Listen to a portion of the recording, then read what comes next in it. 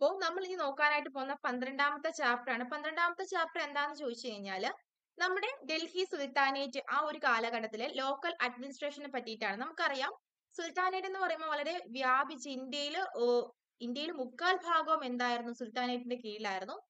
ആ വലിയൊരു സാമ്രാജ്യത്തിന്റെ ഭരണം എങ്ങനെയായിരുന്നു എന്ന് ചോദിച്ചു കഴിഞ്ഞാൽ ഭരണം എളുപ്പമാക്കാനായിട്ട് എന്ത് ചെയ്തു? സുൽത്താനേറ്റിലെ ആളുകള് സാമ്രാജ്യത്തെ പല മേഖലകളായി തരംതിരിച്ചു. അങ്ങനെ ഓരോ മേഖലയും എന്തായത്?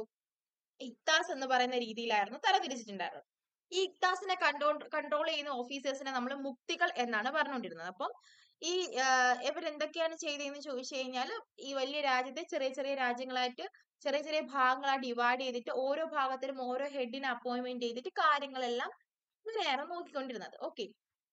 ഇനി അടുത്ത് പ്രധാനമായിട്ടും എന്താ നഗരപ്രദേശങ്ങളിൽ അങ്ങനെയായിരുന്നു. ഗ്രാമപ്രദേശങ്ങളിലേക്ക് വരുമ്പോ എന്ത് ചെയ്തു?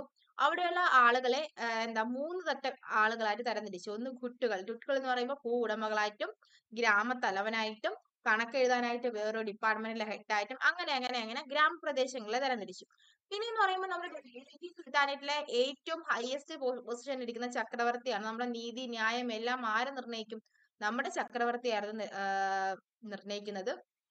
പിന്നെ അവിടെയുള്ള എന്താ വക്കീൽ എന്ന് പറയുന്ന പ്രധാനപ്പെട്ട ഓഫീസേഴ്സിനെ പറ്റിയാണ് ഇനി നോക്കാൻ പോകുന്നത്. വക്കീൽ എന്ന് പറഞ്ഞു കഴിഞ്ഞാൽ പ്രധാനമന്ത്രി.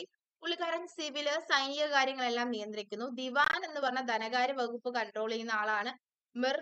മിർഫായി എന്ന് വെച്ച് കഴിഞ്ഞാൽ സൈനിക തലവനാണ്. മിർ ഷാജാൻ എന്ന് വെച്ച് കഴിഞ്ഞാൽ രാജകീയമായിട്ടുള്ള വസ്തുക്കളുടെ കണക്കൊക്കെ എഴുതുന്ന ആളാണ്. പിന്നെ അടുത്ത് മുഖ്യാസി എന്ന് വെച്ച് കഴിഞ്ഞാൽ മതപരമായിട്ടുള്ള കാര്യങ്ങൾ ഡീൽ ചെയ്യുന്ന ആളുകൾ.